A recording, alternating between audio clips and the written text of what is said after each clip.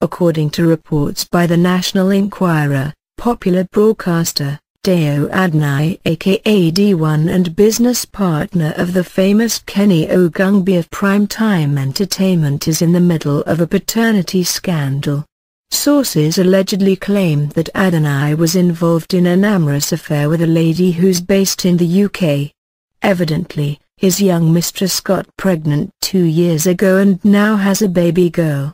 National Enquirer reports, D1 met this Calabar-born babe, Susan Ekpe, during the 2009 Nottinghill Carnival, and the duo has been closely inseparable since then, to the extent that D1 found her house in London as second home and was even at his best when Susan came to Nigeria for the first time, learned he sent his car to pick her at the airport and also spoilt her silly during her stay. The source, who's close to the lovebirds, hinted that the once bubbly Susan is now a sad lady, as she now has to nurture and fend, all alone, for her almost 2-year-old child, a bouncing baby girl who's D1's perfect replica. We were told that D1 had actually been strict with the use of condom during the constant relationship that lasted almost 4 years, until he decided to go it raw one fateful evening.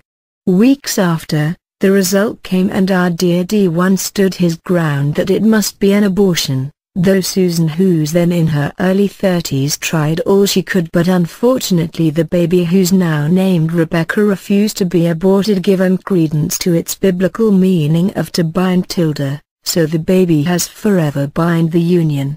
Rebecca's mum, who works in the UK, is sick and tired of everything. According to sources, she's not asking for too much. Not marriage this time, but for the broadcaster to take up his responsibility, and all this she has tried to pursue in a solemn and subtle way without success. Dayo Adeneye has currently not confirmed the story.